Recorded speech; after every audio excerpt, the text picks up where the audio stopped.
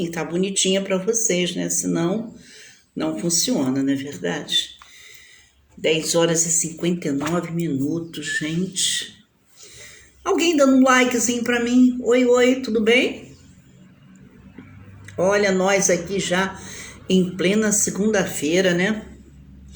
Fazendo aí o nosso programinha, aquele programa que a gente gosta de impulsionar aí por conta da nossa pandemia. Eu acho que esse momento pandêmico aí, ele realmente está servindo para que a gente, para uns, um descanso, para outros aí uma reciclagem em tudo que já havia acontecendo. Muito obrigado, Alessandro. Sei que você tem que ir trabalhar, mas só ter dado o teu like e compartilhar, eu já fico satisfeita, né? Porque é sinônimo de que tá tudo bem com você. A gente já se falou hoje, né? Porque a gente já acorda conversando, batendo aquele papo aí, aquela coisa toda, né? Bom trabalho para você aí, bons negócios, né? Que com certeza espere em Deus que tudo vai melhorar. E você é uma pessoa católica fervorosa, Deus não vai em momento algum nos deixar de ouvir nossas preces, tá bom? Então tudo já deu certo, bola para frente, em um momento as coisas irão realmente aclarar. Hoje está difícil para todo mundo.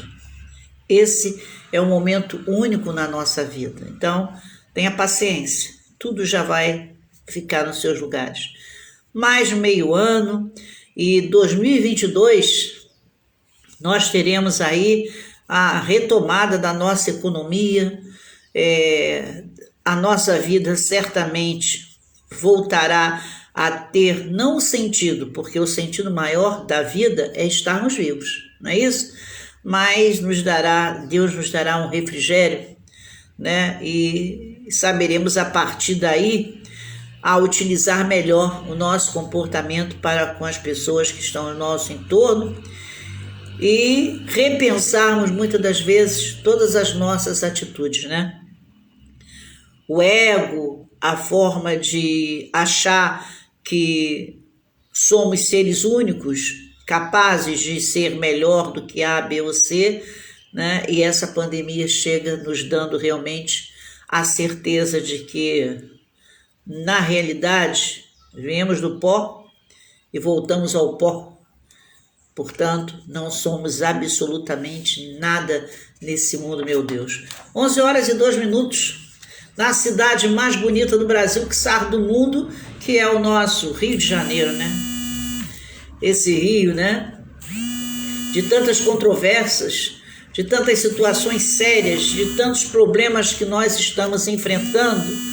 Esse Rio que está dentro desse Brasil de tanto desgoverno.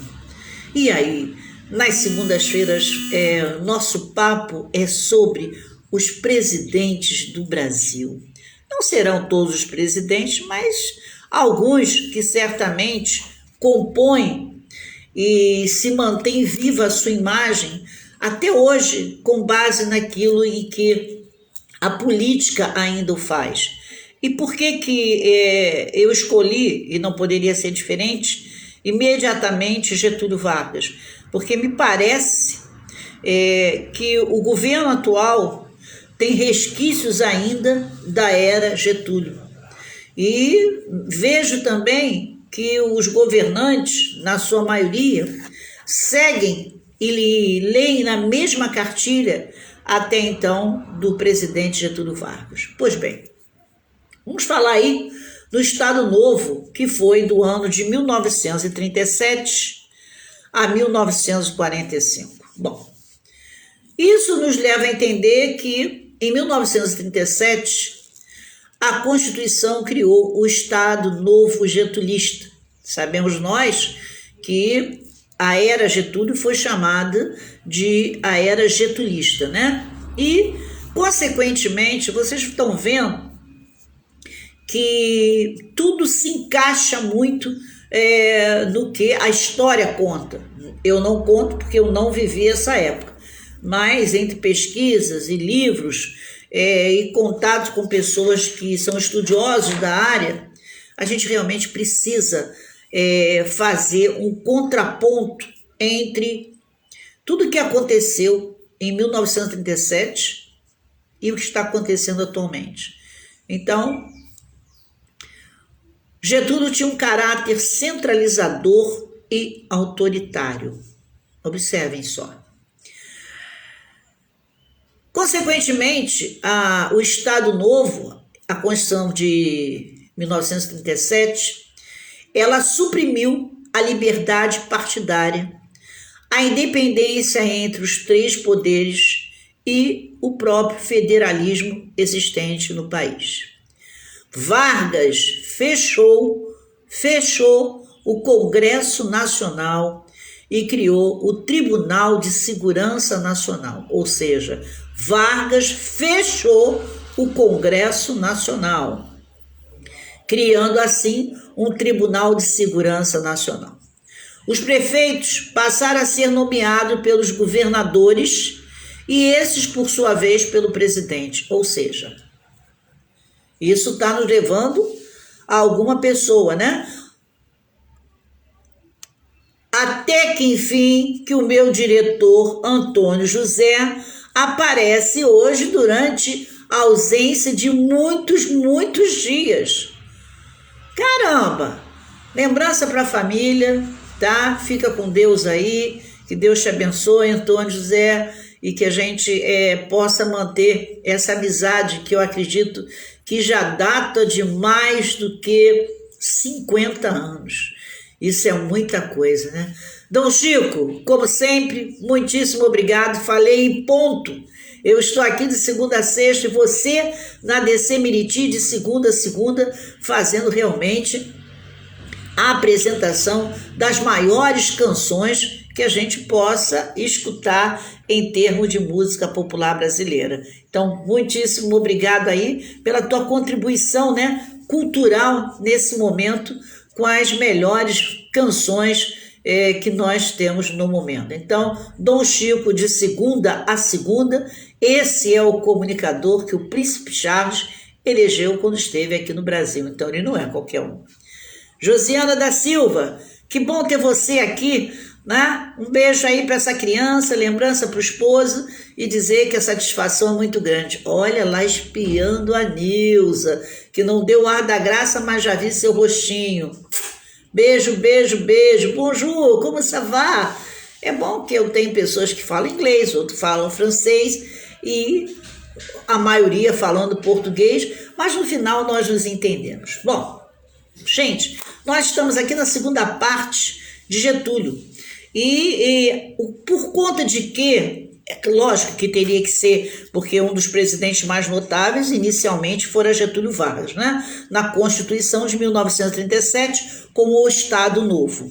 Mas por que eu estou fazendo questão de pontuar Getúlio? Até por conta de que ele criou o momento getulista, né? Porque eu acho que a era Getúlio tem muito a ver com o momento atual. E eu vou reprisar para vocês o que eu falei inicialmente, porque eu tinha apenas uma ou duas pessoas, mas eu acho que como está a Nilza aí, que é uma estudiosa, uma pedagoga, e Josiane também, uma excelente professora, eu acho que a gente precisa aclarar nossa mente por conta do que está acontecendo hoje, independente de a posição partidária. Como eu digo a vocês, eu não sou direita nem esquerda, eu sou Brasil porque eu sou brasileira e quero o melhor para o meu país. Quem chegar, fizer o melhor, eu vou aplaudir indiscutivelmente. Bom, nessa Constituição de 37, vamos aclarar nossa mente.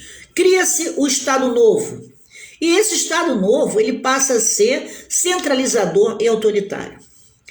Assim sendo, Getúlio, por ser centralizador e autoritário, vê se isso lembra alguém a vocês. Ele faz o quê? Ele fechou o Congresso Nacional e criou o Tribunal de Segurança Nacional. Os prefeitos passaram a ser escolhidos pelos governadores. E os governadores eram escolhidos pelo presidente da República. Isso está lembrando alguma coisa a vocês? Isso está levando vocês a entender alguma coisa? Getúlio fechou o Congresso Nacional. Na era Getúlio, quem elegia os prefeitos eram os governadores e quem elegia os governadores era o presidente. Ou seja, uma cúpula fechada onde eu vou dar poder para você administrar o Estado se você for, vamos dizer assim, do meu gabinete. Vamos dizer o gabinete do amor, né? Não vamos falar, não vamos usar palavras desagradáveis, porque afinal de contas nós estamos numa segunda-feira e a gente tem que chegar assim com tudo azul, com tudo ótimo, com tudo maravilhoso. Então vamos dizer que era o gabinete do amor. Hoje nós temos o gabinete do desamor, né? E antes tinha um do amor que consequentemente se retrata a um desamor. Mas quem era queridinho de Getúlio Vargas, certamente, por alguma razão, acabava assumindo a governância de um Estado.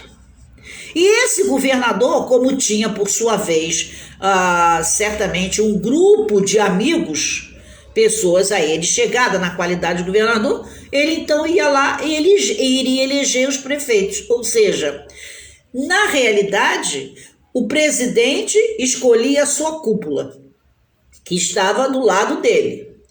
E o compromisso desses governadores era de escolher prefeitos que tivesse também o compromisso de serem getulistas. Isso lembra vocês alguma coisa? Bom, caminha-se por aí. Consequentemente, né, já que a coisa tomava essa proposta, é óbvio que ele tinha, na sua realidade, o poder centralizador, isso a gente não tinha dúvida, e autoritário, por quê? Que era ele que decidia. Ora, que coisa horrível.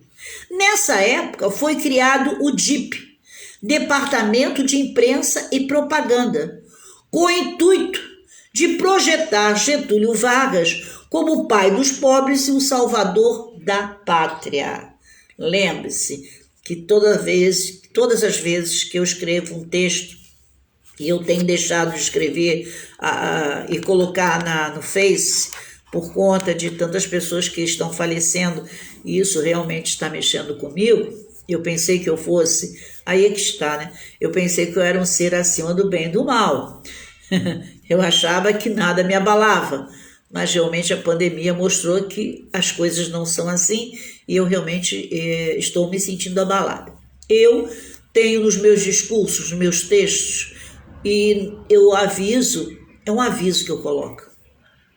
Todo indivíduo denominado de salvador da pátria hoje, ele é o bobo da corte amanhã. Isso eu falei no momento em que houve aí um ministro que tinha grandes poderes e que assumiu o controle praticamente do país, né, com as suas propostas, com condena aqui, condena ali, no final ele saiu como? Péssimo. Tivemos muitos presidentes que entraram como salvador da pátria e saíram como bobo da corte. E vejo que mais alguns outros estarão saindo também. Então, Getúlio Vargas foi considerado o pai dos pobres e o salvador da pátria. O governo iniciou uma expansão econômica para os territórios só. Ele criou uma expansão econômica para o território indígena.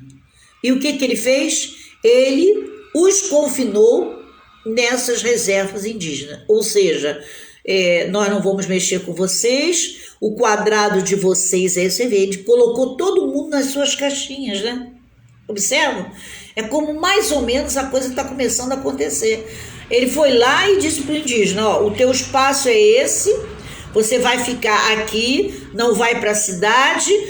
Nós temos até uma cidade do Brasil em que os indígenas ficam numa reserva que é a entrada dessa reserva é guardada pelas armadas. É um muro, como se fosse quase um muro de Berlim, e é uma reserva indígena. Não deixam assim ninguém entrar, a não ser eles que circulam por lá. Fora isso, ninguém. Então, Getúlio fez isso. Ele fez um quadradinho, colocou os índios e diz, ó, É aí que vocês vão ficar, não sai para nada, não pode ir para a cidade, enfim. Ali vocês ficam. Essas tribos, consequentemente, espalhadas pelo Brasil, porque nós temos muitas tribos espalhadas no Brasil, é só a gente passear por esse Brasilzão de meu Deus, que nós vamos encontrar vários lugares de tribos indígenas. Então, isso já desde Getúlio Vargas. Mônica Patrícia, aí minha psicóloga predileta, né? Ela fez Fábrica de Fazer Maluco. Vamos lá. Ela é a moça do sofá, né? Os psicólogos eu intitulo de uma das figuras do sofá. Brincadeirinha. Prazer aí em ter você e, como sempre, muitíssimo obrigado pela sua presença e sua audiência. Bom, tá faltando a Lu, mas a Lu tá tratando da mãezinha dela que fez uma cirurgia. Bom, então o que acontece? Getúlio Vargas foi e confinou os indígenas num determinado espaço, dizendo, aí vocês têm que ficar, não podem se mexer, não podem sair, ou seja, ele não deu livre-arbítrio mais a ninguém. Em 6 de agosto de 1941, ele foi agraciado aí com o título da Ordem Militar de Portugal, ou seja, ele se fez com um prestígio internacional. Ele não ficou só em termos de Brasil, não. Ele galgou aí outros momentos, outros cenários. E durante a Segunda Guerra Mundial, ao longo do ano de 1942, a Marinha da Alemanha e a Itália estenderam a guerra submarina, chegando às águas do Atlântico Sul, atacando os navios de bandeira de todos os países que haviam ratificado um compromisso da Carta do Atlântico. Compromisso esse, o que era a Carta do Atlântico? Compromisso esse que era de se alinhar automaticamente com qualquer país do continente americano que viesse a ser atacado por um país de fora desse continente.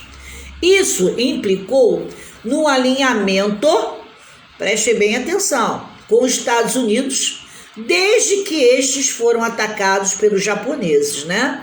Bom, dias depois tiveram declarações de guerra enviada a eles pela Alemanha e a Itália. Durante todo o primeiro semestre desse ano, vários navios mercantes brasileiros foram afundados no Atlântico. Supostamente por quem? Pelos submarinos alemães, não apenas no Atlântico Sul. Contudo, a situação econômica já depauperada da Alemanha e a indiferença que o Brasil tinha nesse contexto faz crer que esta tenha sido uma ação orquestrada por outros interesses, ou seja, já que ele não deu importância à Alemanha, porque ele já tinha uma visão de que ele precisava se aliar aos Estados Unidos, que ele era visionário, né? Tipo, com eles, tipo aquela música, com eles que eu vou, porque eles vão me dar suporte maior do que uma Alemanha e uma Itália possa me dar. Bom, e dias depois eles declararam guerra de caráter definitivo. Durante todo esse primeiro semestre, como eu falei para vocês, a situação econômica da Alemanha acabou criando um descontentamento e uma indiferença do Brasil, como fora dito para vocês nesse contexto. Bom, e aí a imprensa, como sempre, né, fez aquele alarde, né? E o que aconteceu? A população brasileira saiu às ruas para exigir que o governo, frente à agregação, reagisse com a declaração de guerra. Nossa Senhora! Os Estados Unidos, por sua vez, tinham planos para invadir o Nordeste. Os Estados Unidos tinham um plano para invadir o Nordeste, que vocês sabem que mais ou menos eu estou passeando ali, quase atravessando para a nossa maior reserva, né? Bom, então, e aí o que acontece? Eles tinham planos de invadir o Nordeste caso o governo Vargas insistisse em manter o Brasil neutro, ou seja, os Estados Unidos começou já a criar aí uma relação compromissada para com o Brasil. Ou você se posiciona com essa guerra, ou então você vai ficar fora das nossas propostas. Bom, pressionou Getúlio Vargas e, consequentemente, mesmo com a atitude passiva do ponto de vista diplomático com o governo brasileiro, ainda se mantendo oficialmente como um ser neutro, o Estado Guerra se mostrou irreversível, quando a partir de maio deste ano, desta guerra, aviões da FAB passaram a atacar qualquer submarino alemão e italiano que fosse avistado. Então, a FAB, a Força Aérea Brasileira, tinha a incumbência de observar, caso entrasse algum elemento oriundo da Alemanha e da Itália, a coisa era viável que houvesse aí um confronto e iriam imediatamente atacar. Bom, apenas entre os dias 15 e 21 de agosto de 1942, 5 navios brasileiros, foram torpedeados. Olha que situação, Foram torpedeados na costa nordestina, entre Sergipe e Bahia, sendo que um deles estaria vazio e sem tripulação. No final desse mês de agosto, o Brasil se uniu formalmente aos aliados, declarando guerra à Alemanha e à Itália, ou seja, se posicionou a favor dos Estados Unidos e declarou guerra à Alemanha e à Itália. Bom, aí nós estamos diante do declínio e o fim da era Vargas. Aí é que a coisa complica. O Manifesto dos Mineiros foi um documento, o Manifesto dos Mineiros, foi um documento de 1943, que marcou o início da oposição aberta ao Estado Novo. Então, 1943, tivemos esse determinado Manifesto dos Mineiros, que dava início a uma oposição aberta ao Estado Novo, criticando abertamente o regime ditatorial daquele período, ou seja, eles foram aguentando Vargas desde 1937. Quando chegamos em 1943, 6 anos depois, houve o descontentamento de uma elite, de uma elite política, vamos assim dizer, e 76 políticos, intelectuais e empresários de Minas Gerais exigiam, olha só, a redemocratização. Observem vocês, parece que a gente está vendo quase que esse filme, Minas Gerais chega e diz: não, se eu tenho um ditador, eu não tenho um país democrático. E eu quero a democracia. Como eu acho que já comentamos aí, quando falamos em repúblicas, fato é que nós tivemos sempre, entre Rio, São Paulo, Minas, um triângulo que determinava colunáveis e presidentes. E isso todo sempre. Quando se fala em se candidatar a uma presidência, os holofotes ficam por conta de Rio, São Paulo e Minas, que foram efetivamente os estados que sempre fizeram barulho na política, que sempre foram mais agressivos. São Paulo por ser a área nervosa. Rio de Janeiro, por sua vez, por ser aqui na época, né, a capital do Brasil. Então, se aqui era a capital do Brasil, todo político tinha que dizer amém aqui. E Minas Gerais, né? Rio da Café, né? São Paulo, Minas da Leite. Você vive da era café com leite. Consequentemente, foi o que Minas Gerais fez.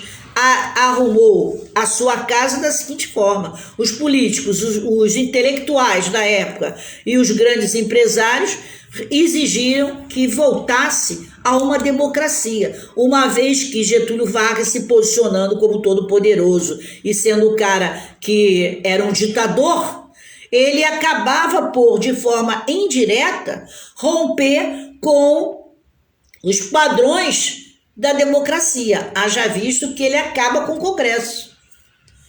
Se ele acaba com o Congresso, não há uma democracia. Se só ele escolhe governador, nenhuma outra figura dentro de qualquer estado tinha voz senão ele. Então, eles já estavam observando que aquela coisa não estava boa. Bom, já no dia 29 de outubro de 1945, Getúlio Vargas, como o próprio ressalta, ele mesmo ressalta, Getúlio Vargas ressalta em sua carta testamento, onde renunciando ante a iminência de ser deposto por um golpe militar. Isso lembra alguma coisa?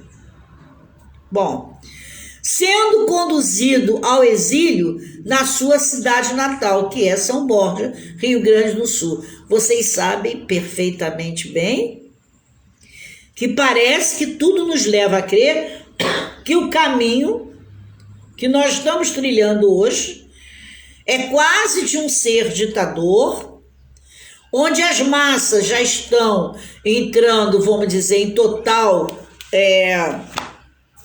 nem é desalinho, mas é em total processo depressivo politicamente falando, e que por conta disso é provável que a qualquer momento se tenha aí, vamos dizer assim, uma pressão maior que pode dar em muita coisa, como pode continuar a ser como está hoje. Bom, no dia 2 de dezembro deste mesmo ano de 1945, aí sim, foram realizadas eleições livres para o parlamento e buscando também a presidência, nos quais Getúlio Vargas já não estava mais no comando e seria eleito senador pela maior votação da época. Olha só.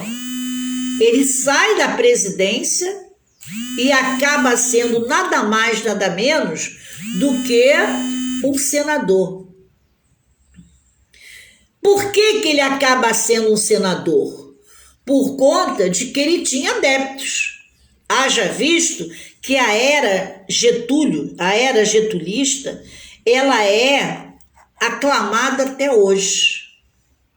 Começa a deixar de ser por conta de que as pessoas que viveram a época Getúlio já não existem mais, deixando seus filhos com a ideia de que quem era pobre teria que votar em Getúlio Vargas.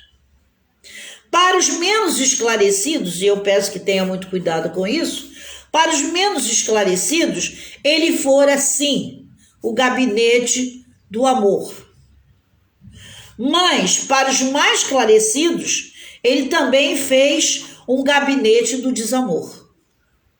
E como ele faz esse gabinete do desamor, a cúpula de pessoas que tinham um pensamento de que a democracia deveria existir e que ele rompia com isso na qualidade de ditador, disse: vamos sacramentá-lo.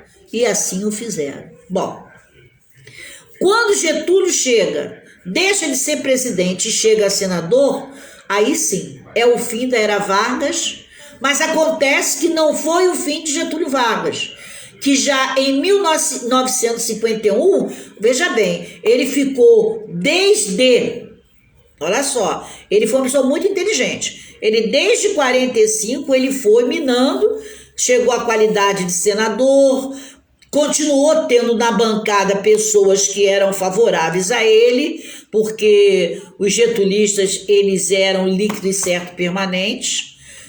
Oposição vai ter, só que essa oposição foi crescendo, porque quando o indivíduo, duas coisas que a gente acaba observando. Quando o indivíduo começa a perder dinheiro e quando ele começa a perder a liberdade, ele já começa a repensar os valores. Portanto, quem votou em A ou quem votou em B, acreditando que teria um país renovado e que hoje está sentindo a ausência dos seus direitos, está sentindo que está perdendo. Angel, bom ver você aí, grande beijo. Chegando minha enfermeira, é bom que eu tenho enfermeira, eu tenho pedagoga, eu tenho psicóloga, né? Eu tenho jornalista, meu Deus do céu, eu tenho churrasqueiro, eu tenho todo mundo aqui comigo que eu preciso de uma coisa sempre. Angel, boa semana, hein? Tá acordando tarde. Então, gente, voltando aqui falando na nossa era aí de Getúlio, observem vocês o seguinte, ele, talvez, mesmo estando fora de mandar, mas ele tinha um grupo que era favorável a ele e que continuou aceitando as mesmas propostas políticas dele. Bom, acontece que a Era Vargas, existe o fim da Era Vargas, mas não o fim de Getúlio Vargas. Isso é bom que fique sempre bem claro. A era dele, como mandante, com o gabinete do amor, acaba. Mas ele continua tendo pessoas favoráveis à sua estipe, à sua maneira de gerenciar, enfim. Uma vez Getúlio, como diziam, sempre Getúlio. Ele foi afastado do poder sem sofrer nenhuma punição, nem mesmo exilado ele foi, como ele próprio impusera ao presidente até então, o Washington Luiz, ao depô-lo, né? Então ele foi deposto por Washington Luiz, mas ele ainda mandava, tanto mandava que o presidente que veio acabou lendo na cartilha dele.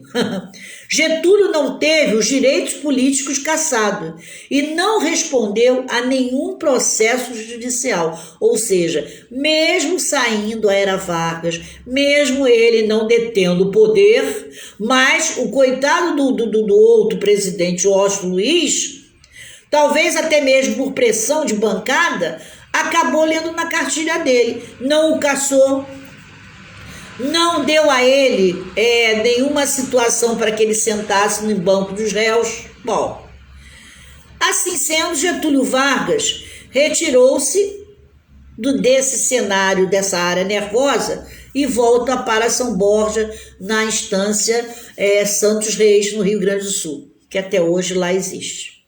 Getúlio apoiou a candidatura do general Eurico Gaspar Dutra, que morava aqui no Rio de Janeiro. Bom, o ex-ministro da Guerra, durante todo o Estado Novo, a presidência da República teve como ex-ministro Eurico Gaspar Dutra, que no final Getúlio Vargas o apoia de forma assim, vamos dizer assim, avassaladora, para que ele assuma a presidência, ou seja, acaba a era Getúlio, os getulistas permanecem, chega um outro presidente, Washington Luiz, o Washington Luiz lê na cartilha de Getúlio Vargas, olha que situação, e aí o que ele faz? Ele cria uma manobra para colocar de qualquer maneira Eurico Gaspar Dutra no poder, que tinha sido ex-ministro. Então, o apoio a Eurico Gaspar Dutra era uma das condições negociadas para que Getúlio não fosse exilado.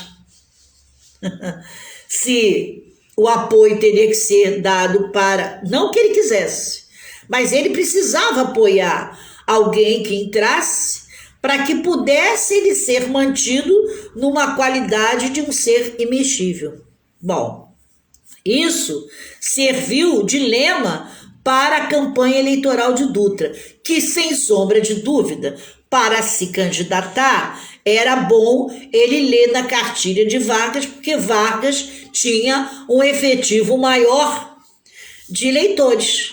Então, qualquer pessoa que entrasse para competir, que dissesse que era a favor de Getúlio Vargas, consequentemente, iria ter votos, iria ter uma condição melhor, né? Ou seja, ele falou, você tem que me apoiar, porque se você não me apoiar, eu posso ser cassado, eu posso sentar no banco dos réus, e contrapartida, eu faço uma campanha para você e todos aqueles que são getulistas efetivamente vão votar em você. Agora, a campanha que você tem que fazer, porque Getúlio tinha uma coisa interessante.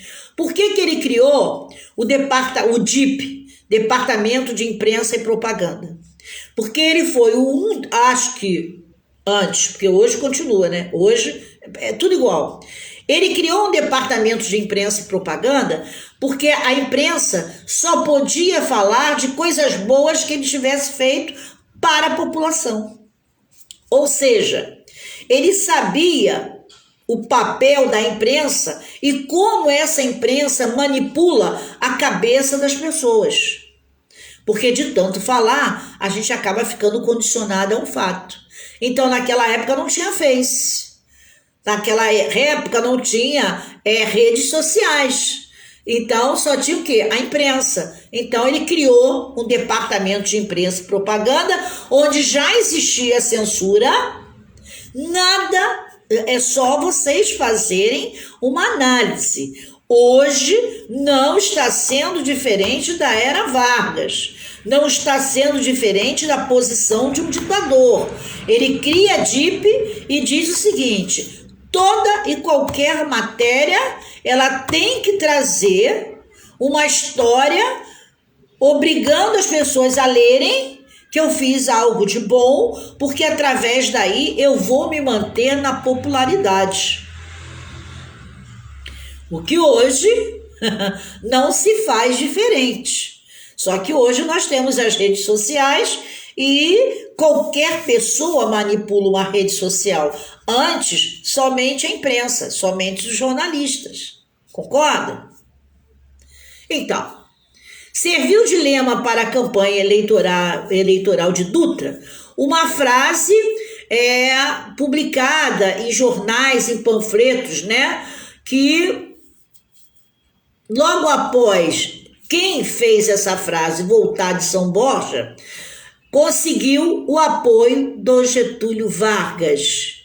E qual foi a frase? Getúlio Vargas pede para colocar na imprensa o seguinte: vote em Dutra. Somente isso. Então, como diz, né, o nosso pai dos pobres, o salvador da pátria, votem em Dutra. Isso fora o suficiente, consequentemente, para fazer com que a massa votasse em Dutra. Interessante. Getúlio não apoiava Dutra, pois considerava Dutra um traidor que tinha apoiado o golpe de 29 de outubro. Porém,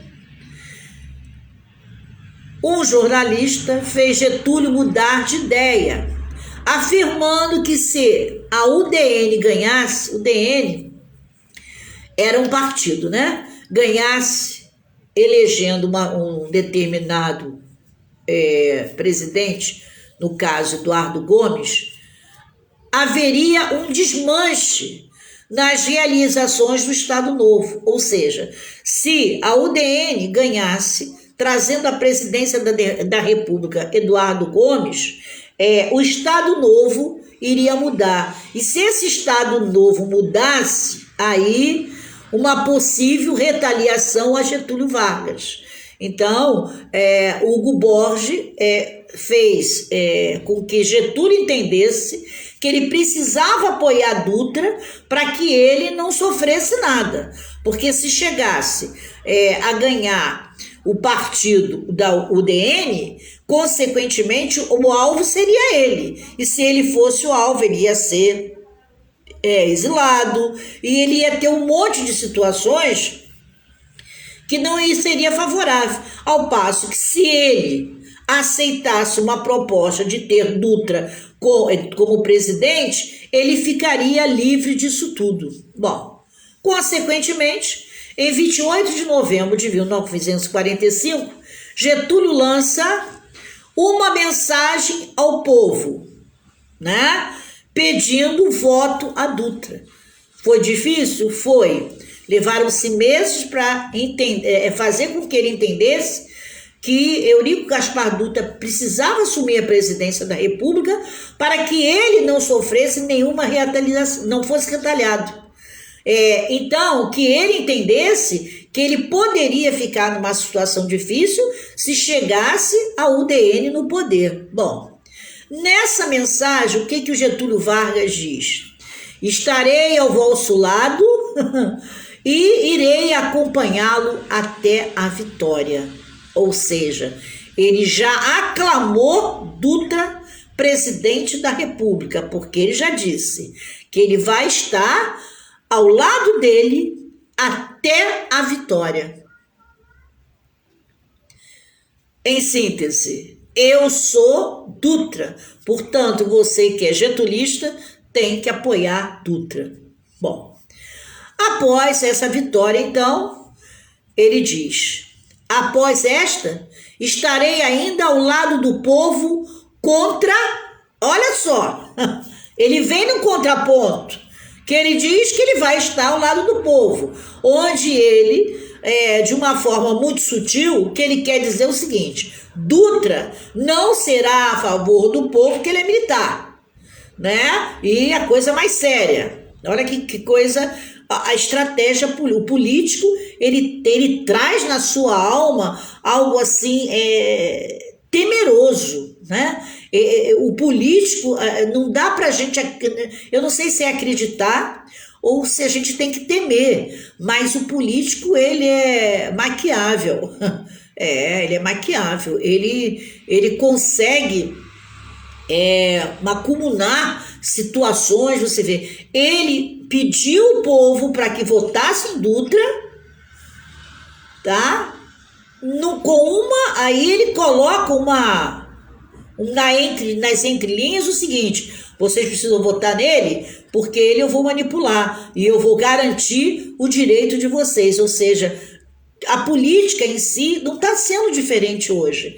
A política em si eu finjo, é bem assim, eu finjo que sou A, mas no fundo eu não sou nem B, porque eu já tenho um C para propositura. É uma coisa, a política é uma coisa desesperadora, é algo que, sinceramente, se nós pararmos para observar todas as estruturas de todos os presidentes, a gente acaba ficando até com medo, porque a gente percebe que o ser humano, quanto menos esclarecido, mais enrolado ele é. Não é enrolado financeiramente, não. Ele é enrolado de pensamento, porque a gente acaba comprando, né, um político, achando que ele vai fazer isso ou aquilo, e depois, quando a gente observa, quando ele entra na prática, ele faz exatamente o oposto daquilo que a gente imaginou que o cidadão poderia fazer. Uma coisa de louco, né? Bom, e assim sendo, ele já diz isso numa mensagem, que ele vai ficar pertinho da criatura, né? E quando ele ganhar, ele vai fazer o quê? Ele vai ter o quinhãozinho dele e vai continuar manipulando, fazendo a manipulação dele. Ele era terrível. E conclusão, o Dutra vence a eleição mesmo, derrotando o presidente do partido da UDN, que era o Eduardo Gomes, né? E Eduardo Gomes também, naquele desespero, no afã de perdedor, né? Porque ninguém gosta de perder, isso é fato. Ele faz um pronunciamento no Teatro Municipal do Rio de Janeiro, no mesmo ano, em 19 de novembro, criticando Getúlio. E que foi Getúlio que lhe tirou os votos. Claro, se Getúlio apoiou o Dutra, consequentemente, todos os getulistas votaram em quem? Os getulistas votaram no Dutra, tirando, então, o poder de voto de Eduardo Gomes. Aí, Eduardo Gomes, já muito aborrecido, diz o seguinte: não necessito do voto dessa malta de desocupados que apoia o ditador para eleger presidente da República. Ou seja, Eduardo Gomes já sabia, através da sua, vamos dizer assim, do seu conhecimento, que Getúlio era um ditador, sim, e que todos aqueles desocupados votavam nele, porque ele fazia sempre alguma coisa para poder dar dinheiro àqueles que estavam ao seu redor. Bom, consequentemente, Hugo Borges, que foi, vamos dizer, o empresário que intermediou a relação entre Getúlio e Dutra, fez uma campanha intensa nas rádios, fez panfletos, botos, afirmando que Eduardo, olha só, Gomes tinha dito: não preciso dos votos dos marmiteiros. Olha só, o Eduardo, quando faz o pronunciamento, ele diz que não precisa dos desocupados. Ora, já que eles tinham a mídia na mão, ele já muda e já diz que não precisa dos marmiteiros. Isso faz com que a classe trabalhadora jamais votaria Eduardo Gomes. A UDN ia ficar esquecida, que era um partido de ponta e que queria eleger um presidente, não ia eleger mais, porque já que você não gosta dos marmiteiros, quem vai votar em você? Ninguém. Olha como a cúpula de Getúlio manipulava de forma vertiginosa qualquer um. Bom, assim, na formação da Assembleia Nacional Constituinte de 1946, Getúlio Vargas foi eleito senador por 2 estados. Ele foi eleito pelo Rio Grande do Sul, tá? E foi eleito também por São Paulo. Legenda que ajudaram a criar. Ele criou a legenda e ele foi eleito senador. Ele era terrível mesmo. E acabou sendo representante pela Câmara dos Deputados por 6 estados. Aí ele representava o Rio Grande do Sul, ele representava São Paulo, ele representava Paraná, ele representava Minas Gerais, ele representava Bahia e ele representava Rio de Janeiro. Que o Rio de Janeiro pelo Distrito Federal. Bom, sobre a avaliação do seu governo de 1930 a 1945, Getúlio declarou em entrevista coletiva a uma imprensa aqui no Rio de Janeiro, já em 46, o seguinte: após o 29 de outubro, no dia em que ele foi deposto, retirei-me para uma fazenda no interior do Rio Grande do Sul. Não me apresentei candidato a qualquer cargo eletivo.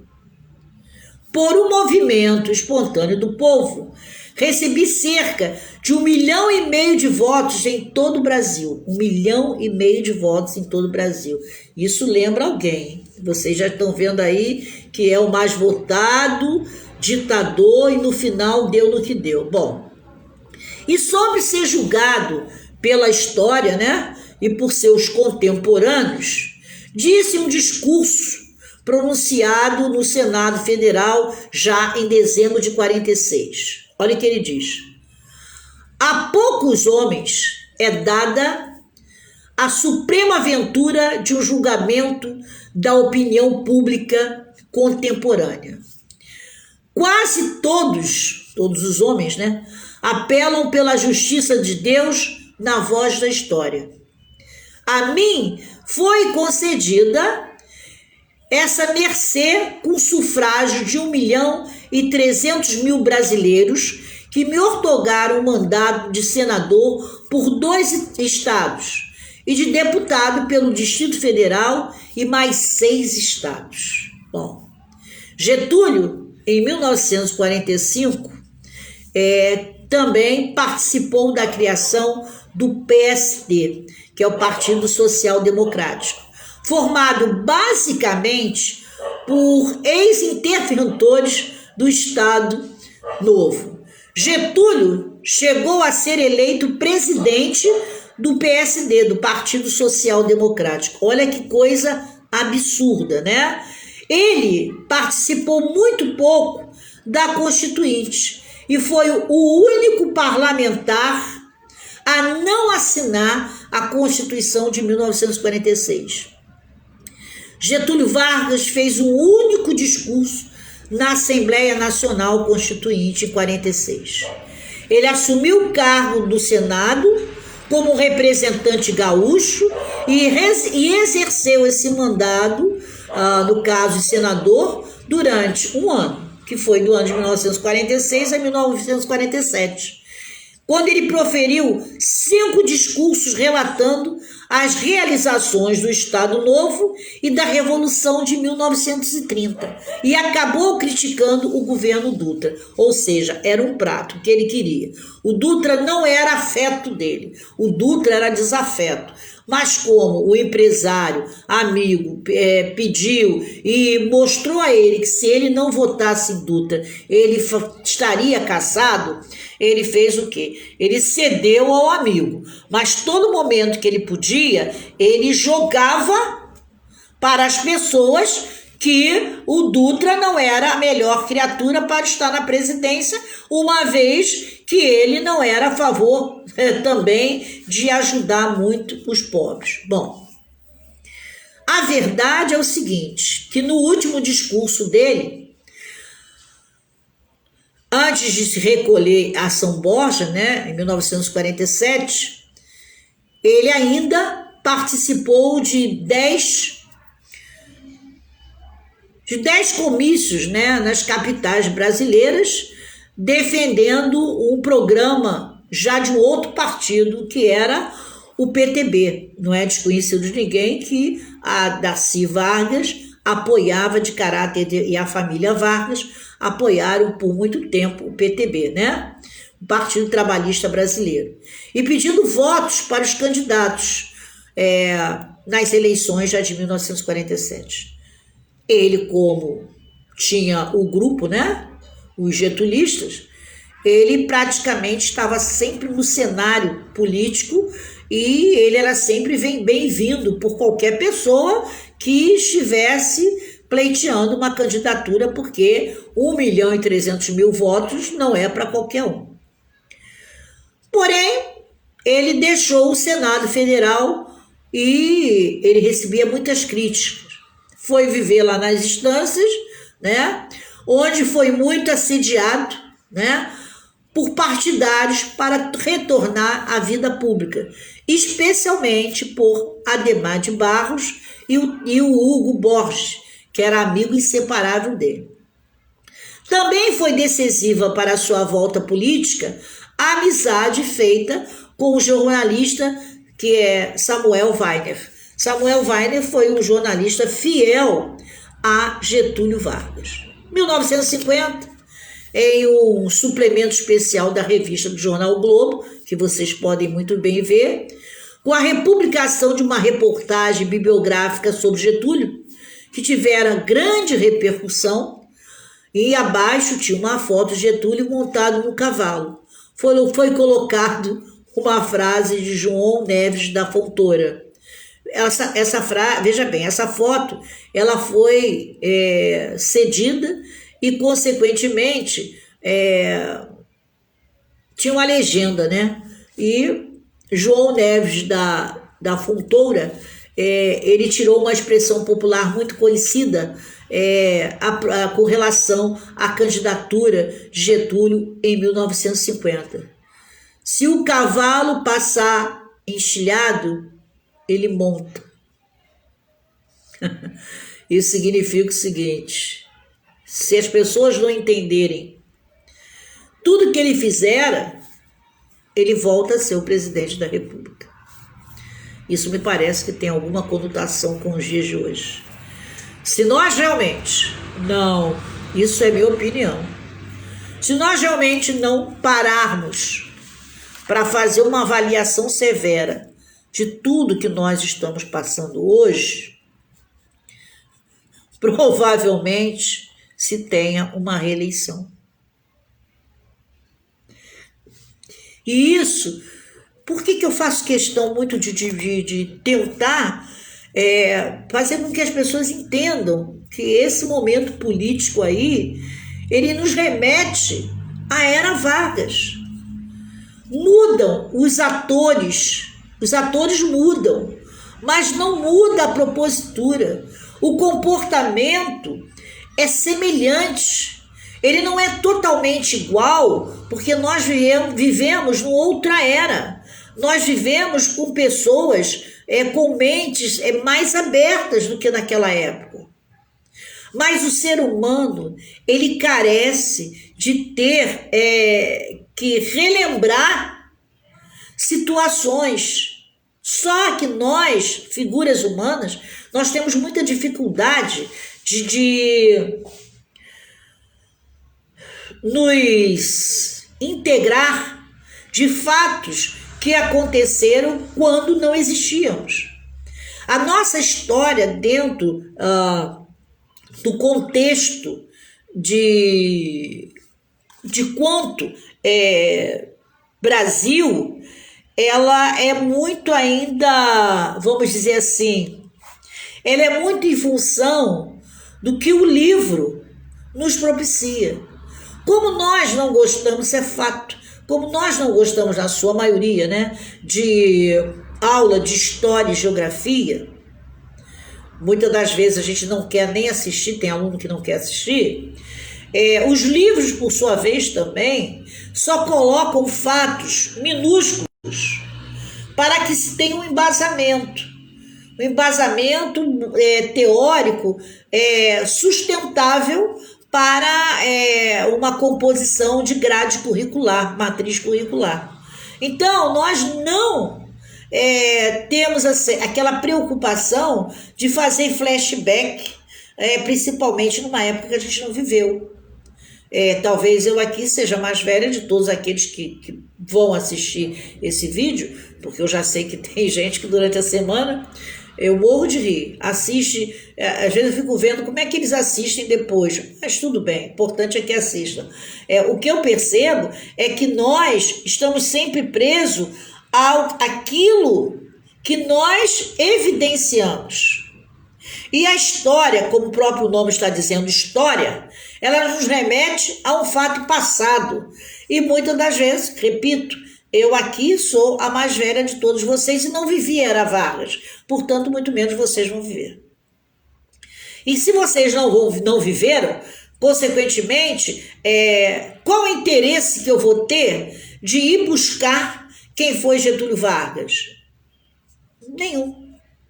Mas se nós fizermos esse contraponto, nós vamos observar perfeitamente bem que hoje nós estamos vivendo Era Vargas.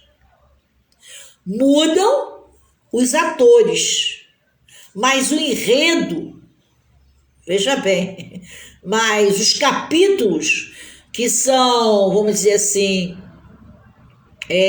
ter que ser estudados para ser encenados, são os mesmos. Mudam-se os atores, mas não muda o conceito. Muda os atores, mas não muda a trilha para chegar a um objetivo. É ditadura? É ditadura.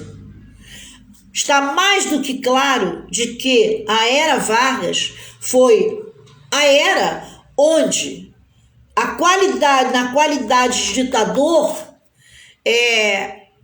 ele foi centralizador, a ponto até nisso ele tinha uma grande razão, ele dizia o seguinte: eu não quero conviver com 500 milhões de funcionários dentro desse palácio. Não me interessa. Eu quero poucas pessoas eficientes. Então, nada de colocar um monte de empregados para trabalhar, de funcionários, para trabalhar e simplesmente o cofre público tem que pagar. Por outro lado, ele era um ditador. Ele era uma pessoa que determinava, ele era centralizador, mas ele não era ladrão. Isso lembra alguma coisa? Quando sobrava algum dinheiro, ele dizia: manda para o tesouro, porque esse dinheiro não é meu. Esse dinheiro é da nação, tem que ficar lá. Vocês estão entendendo? Ninguém vai ser pego hoje por desvio de verba. Nesse governo não vai. A mesma coisa fez Getúlio. Ele não mexeu em momento algum no dinheiro da nação. Ele apenas fez o quê? Ele negociou o tempo todo o Brasil com os Estados Unidos. Ele pegou o dinheiro dos Estados Unidos com a dívida externa que fora paga por o outro.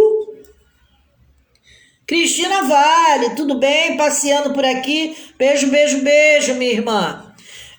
Getúlio, ele foi o indivíduo que se preocupou, entre aspas, em mostrar ao pobre de que ele iria ser solidário a eles. Porque nós sabemos que a classe, a elite, é 3% e o pobre 97%. Aí você vai dizer, como assim, sério? Sim, pobre. Porque se nós saímos para trabalhar, eu vou morrer sempre dizendo o seguinte: quem sai para trabalhar não pode dizer que tem dinheiro. Quem tem dinheiro não sai para trabalhar. Eu digo sempre isso para vocês: quem tem dinheiro não sai para trabalhar. Quem tem dinheiro não senta numa mesa para discutir se vendeu 50, 900, não. Quem tem dinheiro tem um staff que manda relatório e acabou. Então, quem sai para trabalhar não tem dinheiro. Quem administra a sua empresa é empresário, mas não é milionário. Ele vive bem. E Getúlio Vargas sabia muito bem que 97% dessa classe precisava de empregado para poder viver bem, mas não é rico. 3% era contra ele, porque todas as vezes que um presidente venha reivindicar alguma coisa para o pobre, ele vai ser achincalhado pela elite, porque a elite quer cada vez mais dinheiro no bolso dela. Então, a elite nunca vai ser solidária àquele que é mais pobre. Entenda como quiser. Se fizer um contraponto entre Getúlio e esses outros últimos presidentes, eu digo últimos, porque eu costumo dizer o seguinte: Brasil está à deriva há 16 e vai completar 20. Está à deriva, sim. O Brasil está à deriva, sim. Não adianta dizer, se eu beneficiei para um lado, eu prejudiquei do outro. Então, não tem diferença nenhuma. Ninguém pode dizer que foi legal abrir as portas para se comprar um carro, que o pobre pode comprar um carro. Poder comprar pode. Agora, manter não pode, porque ele não tem emprego. Se ele não tem emprego, o que vai acontecer? Várias e várias busca e apreensão de automóveis, porque ninguém teve dinheiro para pagar, então não valeu a pena. Porque antes de eu pensar de abrir crédito, eu tenho que manter e sedimentar um emprego. Então, o Brasil está à deriva, sim, há 20 anos vai fazer. Não adianta ninguém contar a história. Mas, voltando aqui, são 12 horas e 3 minutos, né, na capital do Brasil. Por que é a capital do Brasil? Por que eu digo que é a capital do Brasil? Porque tudo de bom acontece no Rio de Janeiro. Então tinha que continuar sendo a capital. Não é mais. Ele está em Brasília, mas aqui continua sendo a nossa capital, né? Afinal de contas, né? Pelo menos no samba é a capital do samba. Gente, 12 horas e 4 minutos, né? E eu espero poder terminar segunda-feira sobre a campanha presidencial de Getúlio Vargas, no ano de 1950, e assim por 3 momentos a gente faz uma síntese do que foi a era do presidente Getúlio Vargas, e aí a gente pode fazer aí uma conotação a respeito dele. Nilza, como sempre, muito obrigado aí pela sua paciência. Angel, obrigado. Mônica Patrícia, obrigado. Josiane, obrigado. Alessandro Mougin, obrigado. Dom Chico, obrigado. Sempre juntos e misturados. E amanhã é terça-feira. Quem sabe vamos falar de um estado que vale a pena? Porque a Marrom veio do Maranhão. Se a Marrom veio do Maranhão, por que não falar de tudo de belo que aquele estado tem? Então, terça-feira, amanhã, vamos falar de Maranhão? Grande beijo, fica com Deus, muito obrigado e espero que a gente possa ter uma semana abençoada, já que nós tivemos uma semana passada conturbada, principalmente nós que somos do mundo do samba, né?